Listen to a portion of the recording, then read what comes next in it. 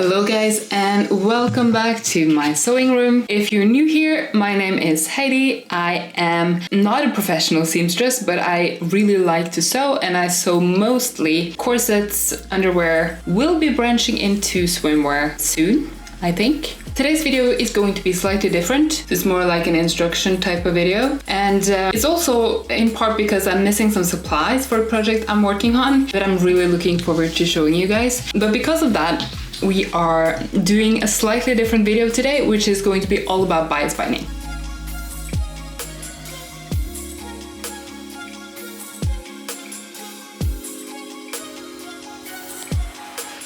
In this video, I'll talk about what bias binding is and what you can use it for, how you can make your own and join pieces, how you can sew on the bias binding and end it off, and also how you can do inner and outer corners of bias binding.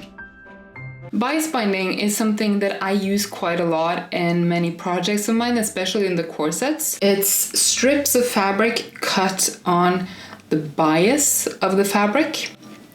So woven fabric consists of threads going in this direction, vertical and horizontal. And when you cut something on the bias, you cut it on a 45-degree angle on the threads of the fabric. When you do that, you get a more malleable piece of fabric, because when you stretch fabric in that direction or that direction, it doesn't really have any give.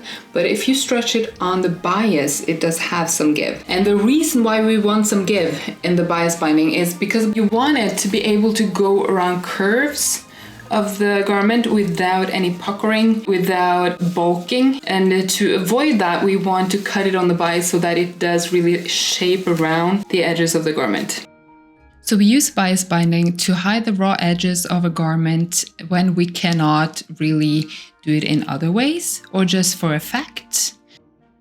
It can also be used for the seam allowance on the inside of a garment. So let's say you're making a wool coat or a jacket of some sort that you're going to sometimes have open. Since you cannot use French seams and stuff like that on thick fabrics, you can sometimes use bias binding to sort of bind off the edges of the seam allowance and make it look a bit more finished on the inside if you're not lining it. So here is the standard bias binding that you usually get at the store. You guys can probably see here that the grain is on a 45-degree angle. I usually make my own just because I like the finish of that. Here is one that I made myself. I also wanted to show you guys, now this isn't really bias binding, but it is a way of binding off still. So this is what's called a fold over elastic. This is not like on the bias, but it has this crease in the middle that makes it easy to fold over. So if you have like an elastic piece of clothing that you want to bind off, you can just fold this over and sew it in place. And it's called a fold over elastic, often abbreviated as FOE.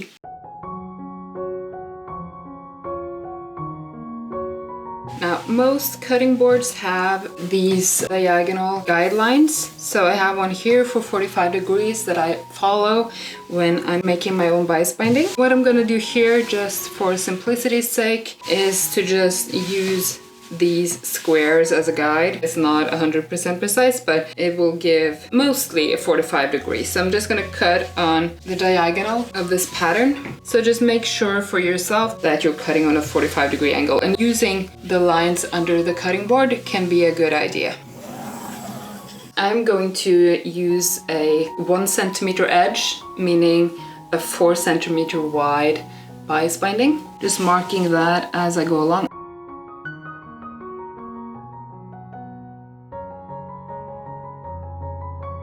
So here we have a strip of the fabric. This is usually a non-stretch fabric. It's quite stiff, but when you cut it on the bias, you get this elasticity. I'm just going to mark the middle of this strip. Then I'm going to press both edges towards the middle on the iron, just making sure you have somewhat of a gap in between, so that when you wrap this around the garment, it doesn't bunch up in the middle. So you should have some room on each side of this line.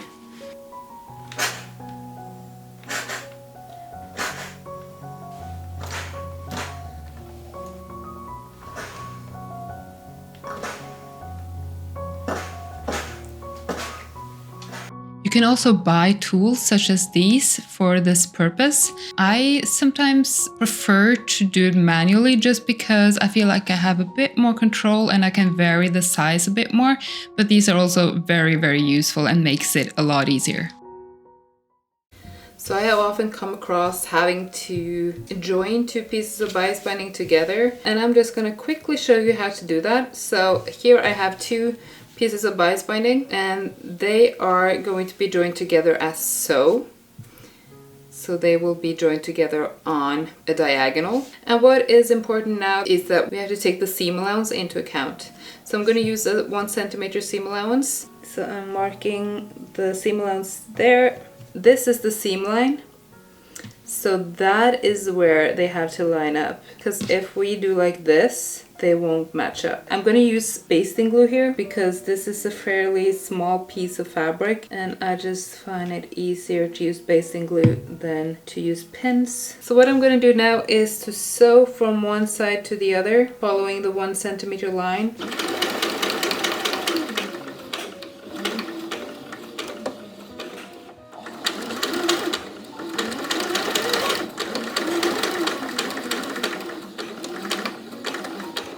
Here we go. So as you guys could probably see in the clip, instead of going from one edge to the other and going back and forth on the edges, I started in the middle, and that is basically because I find that starting at an edge and going back and forth on that edge tends to ruffle the edges of the fabric. So as you guys can see here, it lines up nicely. I'm just going to press it open, the seam, trim off any excess fabric, and then press it again.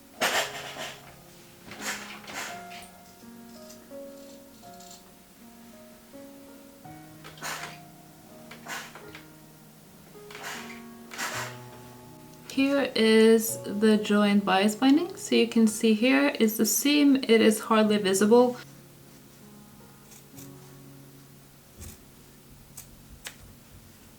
There we go. So that is a joined piece of bias binding. So it's not a problem if you don't have enough for one continuous piece of bias binding. So for the purpose of showing how to actually sew on the bias binding, I will be using this pre-made bias tape just because it contrasts with the fabric and it's easier to show that way. First of all, when you start off attaching the bias tape, make sure that you have some bias tape extra before you actually start sewing it on, because either way you're going to end it off a corner like this, and we need some extra to do that, or you're going to overlap with the other end at some point, and then you also want to have a bit of extra bias tape. So for this one, I am just going to show you if you start off and you're not going to go back to this point, you're not going around the whole piece, you're just going to do a stretch of bias tape. So there are two main ways to do this, in my opinion at least. So either you'll want a top stitch on the outside to finish it off with, or you want it just like this and you don't want to see an actual stitch on the outside. So if you want a top stitch on the outside, I tend to start applying the bias tape on the inside. If you do not want a top stitch on the outside, I start off applying it on the outside. So if you do not want a top stitch on the outside, you line it up with the edge.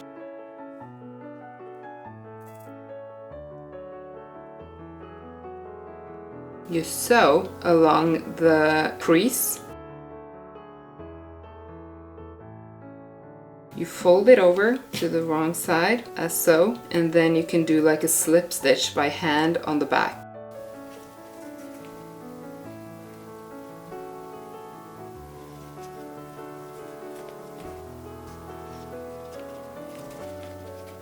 That way you won't have a stitch visible on either side. If you do want a top stitch on the outside, you start off lining it up like so.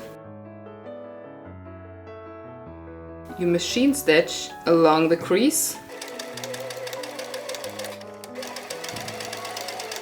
You fold it over, and then you can top stitch on the outside. The reason why I do that in this order is because if you do it the other way around, you top stitch on this side, you can get a more irregular seam on the outside. You don't necessarily get a nice top stitch along the edge.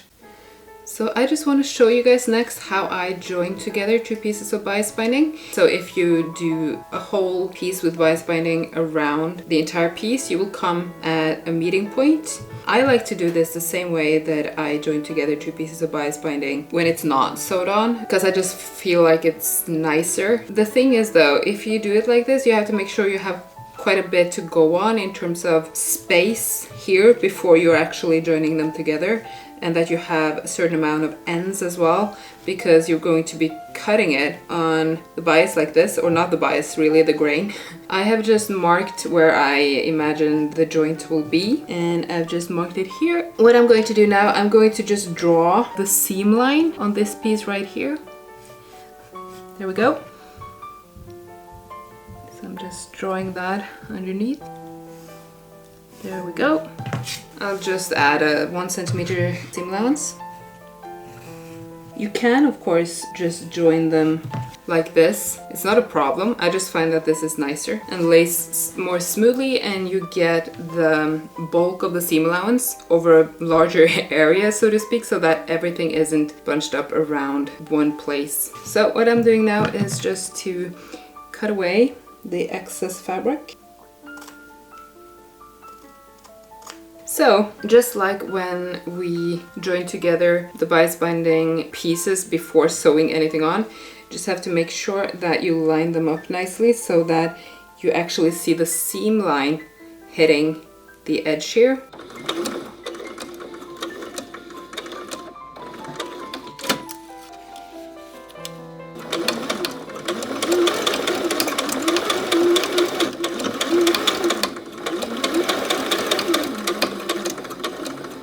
So here I've sewn them together, and you can see when I hold it like this that it hits nicely and that there is no like excess either fabric or bias binding. So what I'm going to do next is just to press this seam open and trim both at the top here and along the seam here. Then you can treat this as a normal piece of bias binding. So if this was like the end of your bias binding, I at least think this is a nice way to end it off.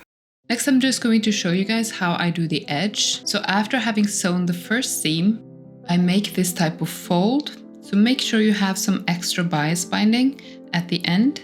You fold it over kind of like an accordion, and then I sew a seam close to the edge of the fabric. So here I have just gone back and forth a bit on this edge. So what I'm gonna do now in order to make this, which will be the corner of our bias binding, the top corner, in order to make this nice and not bulky, I'm going to cut to a point towards that seam. That way you don't have a lot of fabric towards that top. So what you can do now is just to fold this in and fold it over. And you have to make sure that you get this edge into the bias binding on the other side. So when you turn this over, you have folded in edge on the other side. So what I do at this point is just to fold it over and pin it in place and then do the top stitch. This way of ending off is usually what I do either way. So next I'm going to show you guys how to do the corners if you're going to do an outer corner such as here, or an inner corner where you have this type of shape. So for this one I am going to start on the inside and then have a top stitch on the bias binding. So I'm going to start by applying the bias binding on this side right here, putting it parallel with the edge. We want the corner to be where the 9mm here meets the 9mm here. So I'm just going to mark where that corner will be. This is the point where the corner will be. So what I'm going to do is I'm going to do as before and just sew in this crease, and I will stop when I hit this corner and then we'll take it from there.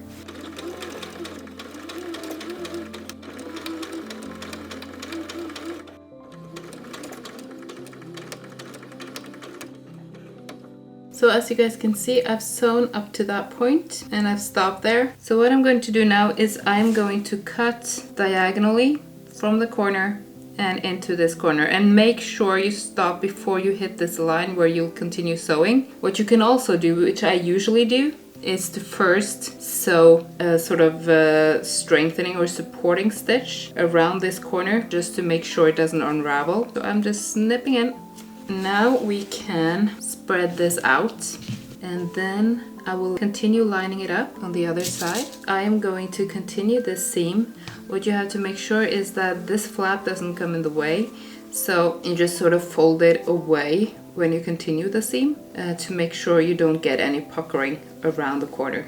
We've sewn it on past the corner. So if you see here, it sort of goes around the corner and continues on the other side. As you guys can see, if I do like this, there is a lot of like fabric and it's hard to sort of get it to lie nicely around this corner at the end. So what I'm going to do is to fold over this bias binding like this, right sides of the bias binding together so that it lines up and we have the corner exactly on the fold. And what I'm going to do next is to just mark out this line from the corner here and to the middle, and I'm going to do the same on the other side, so from this middle and up to this corner. What's really important here is that you sew from the middle and to the exact corner, and especially here that you hit this corner with the seam. So I'm going to sew here to the middle and out to this corner.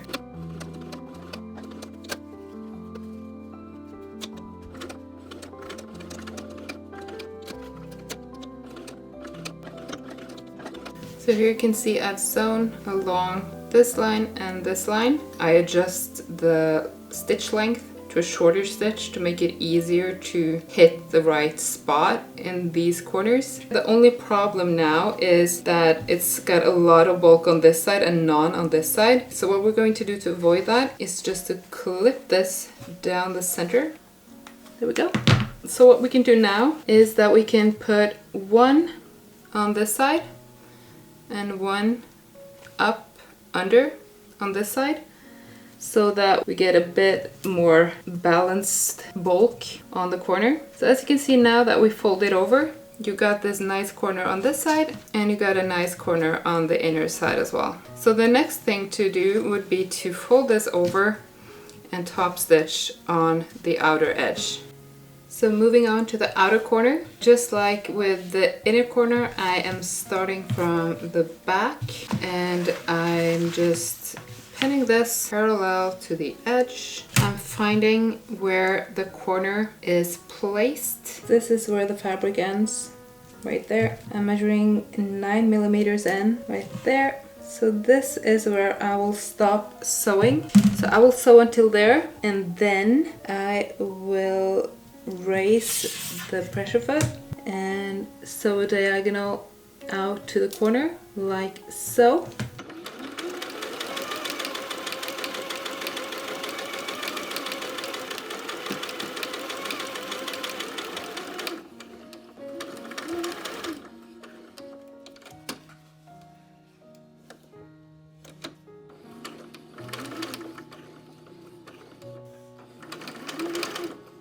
Here you can see I've sewn this angle. So what I'm gonna do next is to just move this over.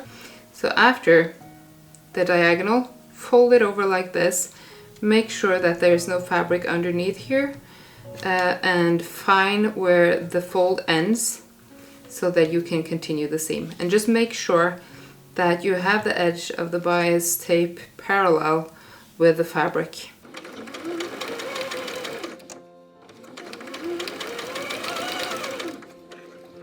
So I've sewn this part. If I move this over, you get this crease. Before I actually move it over, what I like to do is to sew an identical crease on this side. So I just find, again, I have to make sure that I line it up properly. You can use a ruler or you can eyeball it a bit. I honestly usually do the latter. I follow the threads of the fabric.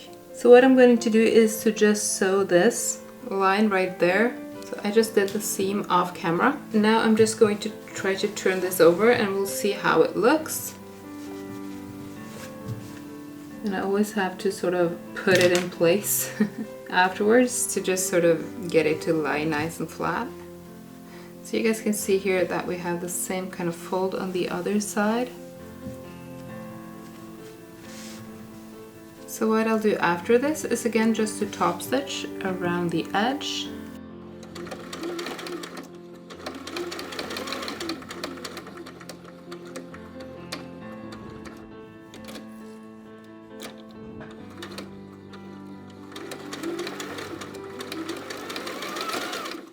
So here the outer corner is finished, and again use thread that matches your bias binding unless you really want a contrast. So that is an outer corner and inner corner done. We've also gone through how to do it with a top stitch, how to do it without a visible top stitch, how to make your own. So that's it for this video. I hope you guys enjoyed it. I hope you found it useful. If you want me to make more of these types of instruction videos, please leave a comment below. If there are specific things you want me to show how I do, please leave a like below if you like this video. If you want to subscribe, I would really appreciate that. You're very welcome to be here, even if you're not a subscriber. I love to have you here, but it's really helpful to me if you do. And besides that, I hope to see you guys in the next video, and I'm really looking forward to showing you guys the project that I've been working on recently.